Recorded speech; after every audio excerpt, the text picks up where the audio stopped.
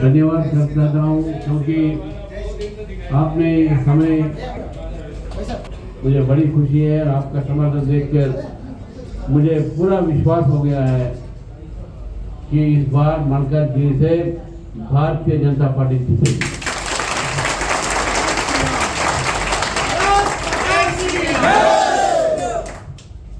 अभी मैं एक दूसरे सभा में जाके आ रहा हूँ जहाँ पर विभिन्न कॉलोनियों से वहाँ के प्रतिनिधि आए हुए थे और मैंने उन सबसे कहा था कि हैदराबाद और ख़ासकर मलकाजगिरी एक लघु भारत है और ये लघु भारत इसलिए है कि यहाँ पर देश के कोने कोने से आए या हमारे बगल के आंध्रा से आए हुए लोग यहाँ पर बसे हैं और इसे अपना घर मानते हैं और ये फुलवारी है जहाँ विभिन्न प्रकार के फूल हैं और ये लघु भारत हमारे एक सुंदर चीज़ है। मलकाजगिरी ये लघु भारत का एक चिन्ह है और अपने को गर्व होना चाहिए। यहाँ पर हर भाषा के लोग, हर प्रांत के लोग मिलजुल कर रहते हैं और ऐसे मिलजुल कर रहने की जो हमें वातावरण यहाँ पर निर्माण करना है, मैं आपको आश्वासन देता हूँ कि वो वातावरण हम कायम रखेंगे, हम आपका साथ देंगे और आपके साथ रहेंगे। अगर आपको कोई कष्ट होता है तो हम उस कष्ट को भी हम झेलेंगे, लेकिन हम आपका साथ कभी नहीं छोड़ेंगे। ये बात मैं आपसे कहना चाहता हूँ। दूसरी बात ये रही, जय श्री राम का नारा आ रहा है। जब मैं भी कर सेवक हूँ, कर सेवक गया था और जब उसके बाद कई आपत्तियाँ थी, कई तरह के कुछ देरी थी, विलम्ब थी और जो मंदिर नहीं बना था, जब मंदिर नहीं बन रहा था तो कुछ लोगों ने नारा लिखा था उत्तर प्रदेश की कई दीवारों पर, अब तो सरकार तेरी तो मंदिर में काहे देरी। उस समय भारतीय जनता पार्टी की सरकार थी उत्तर प्रदेश में। उसके बाद चिल्लाए थे जय जय श्री राम चिल्लाओगे, मंदिर कब बनाओगे, ऐसे नारे दिए थे समाजवादी पार्टी ने, कुछ हिंदू विरोधी दलों ने। लेकिन हमने देखा है कि नरेंद्र मोदी जी प्रधानमंत्री बनने के बाद भव्य राम मंदिर आज हमारे अयोध्या में बन रहा है और हम ये हर देशवासी के लिए गर्व का एक विषय है। हिंदू ही नहीं, सारा देश इस पर गर्वित है कि एक समस्या को हल करने की जो क्षमता रखती है और किसी पे कोई उतनी बड़ी कोई क्षमता है तो वो सिर्फ नरेंद्र मोदी जी है। आर्टिकल 370 को हटाकर, आर्टिकल 370 को भी हटाकर आज देश को एक विश्वास दिलाया गया है कि कश्मीर भारत का एक अंग है, कश्मीरी भारतीय है और कश्मीर भारत का रहेगा। कोई माँ का लाल उसे हमसे जुदा नहीं कर सकता है। ये भी नरेंद्र मोदी जी की एक क्षमता है। दूसरी बात, जब हमारे ऊपर यहाँ पर हमला हुआ था पिछले सालों में, जब भारतीय जनता पार्टी की सरकार या मोदी जी की सरकार नहीं थी, उस समय ऐसा होता था कि अगर जवान भी, यहाँ पर कई लोग एक शरीर में बैठे हुए हैं, एक जवान भी अगर किसी पर गोली का निशाना साधना चाहता है तो दिल्ली से आवाज आती है, उनको वहाँ से संदेश मिलता है कि तुम ट्रिगर मत दबाओ, हम जब बोलेंगे तब दबाओ।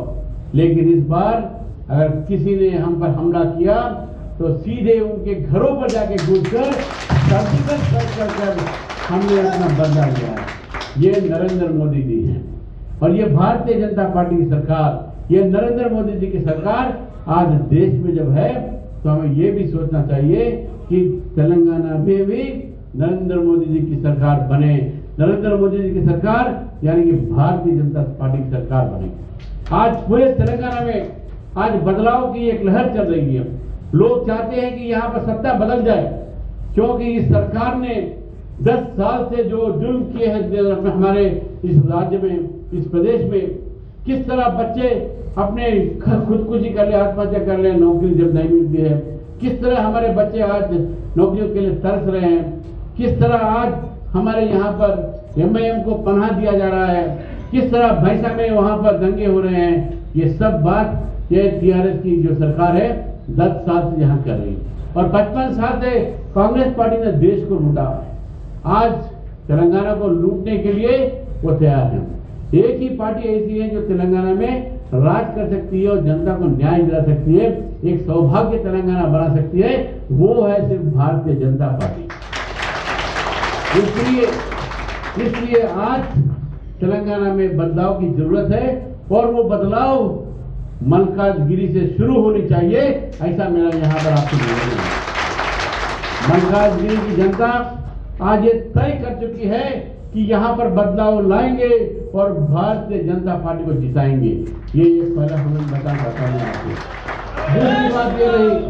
दूसरी बात ये रही, अब मैं स्थानीय समस्याओं पे आता हूँ। अभी कई समस्याओं यहाँ हमारे सामने लाए गए थे, वहाँ पर और यहाँ पर भी। खासकर ये रेलवे ओवरब्रिज या रेल अंडरब्रिज, MMTS की समस्या, ड्रेनेज की समस्या, पानी की समस्या, मच्छरों की समस्या, हर तरह की समस्या। ये समस्या 10 साल से क्यों वैसे पड़े हुए हैं, क्यों इस समस्या का हल नहीं मिला है, क्यों इसका कोई समाधान क्यों नहीं मिलता है, आज जनता पूछ रही है। मैं जनता से पूछना चाहता हूं कि 10 साल से आपने ये सब सहते रहे और हम अब सहेंगे नहीं। इस बार भारतीय जनता पार्टी को जिताकर इन समस्याओं का हल हम लेकर आएंगे। ये मल्काजगिरी की जनता पूछ रही है। दोस्तों, मैं एक बात कहना चाहता हूं, मैं राजनीति में किसी अधिकार के लिए नहीं आया, मैं राजनीति में अपने बेटे के लिए नहीं आया, मैं राजनीति के लिए अपने ससुर के लिए नहीं आया, मैं राजनीति में जनता की सेवा करने के लिए आया हूं। ये 1977 से अखिल भारतीय विद्यार्थी परिषद का कार्यकर्ता हुआ मैं था। उसी सिद्धांत पे मैंने विश्वास किया है, उसी राष्ट्रवाद पर मैंने विश्वास किया है और 1977 से आज तक मैंने कई चुनाव लड़े हैं, हारा जीता उसी झंडा के नीचे, उसी पार्टी में हूं, कभी पार्टी नहीं बदला मैं। कुछ लोग ऐसे भी हैं जो एक दिन में 3 पार्टी बदल दिए, कुछ लोग ऐसे हैं जो बेटे के लिए पार्टी बदल दिए, कुछ लोग ऐसे हैं जो अधिकार के लिए पार्टी बदले, कुछ लोग ऐसे हैं कि अपने ससुर के बल पर राजनीति में आते हैं। लेकिन मैं अपने बल पर नहीं, आपके बल पर मैं यहाँ पर आया हूँ। मुझे किसी पत्रकार ने पूछ लिया कि आपके जो विरोधी नेता के प्रत्याशी हैं, आपके विरोध जो खड़े हुए हैं वो तो बहुत पैसे वाले हैं, बहुत धनवान हैं। तो मैंने कहा अगर उसके पास धन है तो मेरे पास जन है। वो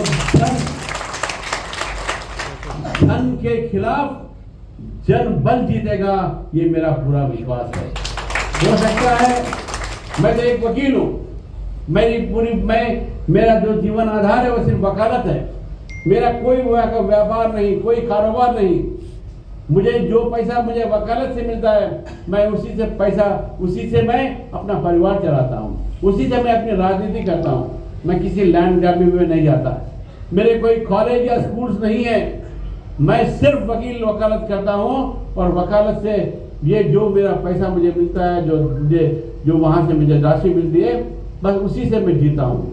लेकिन आज हम जनता के बीच में जब जाते हैं तो हम MLA किस लिए बन रहे हैं?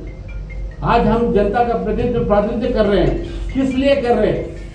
क्या किसी ने कभी पूछा है अपने MLA से? मैं किसी व्यक्तिगत नहीं बनाएंगे, आप कितनी बार असेंबली अटेंड किए, कितनी बार आपने मल्काजगिरी के बारे में बात किया है, आपने कितनी बार मल्काजगिरी की समस्या में मुख्यमंत्री से मिले हैं, आप कितनी बार मल्काजगिरी की समस्याओं के लिए, अलवाल के समस्या के लिए आपने कितनी बार मंत्रियों से मिले हैं, ये मैं पूछना चाहता हूँ आज। लेकिन मैं जब MLC था, मैं मल्काजगिरी के संबंध में कई विषयों पर मैंने विधान परिषद में अपनी आवाज उठाई थी सरकार के खिलाफ। मल्काजगिरी अलवाल के कई समस्याओं पर मैंने विधान परिषद में अपनी आवाज को उठाया और जितने भी ये विधान परिषद था, मैं विधान परिषद में पूरा अटेंडेंस मेरा है। एक दिन भी ऐसा नहीं है जब मैं गैर हाजिर था। मेरा 100% 100% मेरा वहां पर अटेंडेंस था और 100% अटेंडेंस के साथ सबसे ज्यादा बोलने का अवसर मुझे मिला और हर विषय में बात करता रहा और खासकर मल्काजगिरी के विषय में बात किया।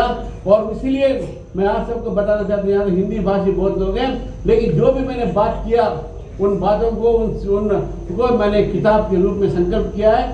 ये किताब के रूप में मैं जनता तक पहुंचता हूं कि देखिए मैंने आपके विषय पर क्या क्या बात किया है, कितने सब विषयों पर मैंने बात किया है। लेकिन मुझे पता चला है कि आपने जिन प्रतिनिधियों को चुना है, चाहे वो लोकसभा के लिए हो या विधानसभा के लिए हो, वो कभी असेंबली जाते हैं या नहीं जाते हैं। अगर असेंबली जाते भी हैं तो कब मुंह खोलते हैं या नहीं खोलते हैं, ये बात सब आपको जानना चाहिए। लेकिन मैं आपको आश्वासन दिलाता हूं, अगर आप मुझे एक मौका देंगे, तो आप देखिएगा कि जनता में कितना बदलाव आएगा, इस समस्याओं का हल कितना मिलेगा और मैं किस तरह से आपकी सेवा करूंगा। दोस्तों, इसी चुनाव क्षेत्र में गत कई सालों से कांग्रेस को, टीडीपी को और टीआरएस को आपने मौका दिया।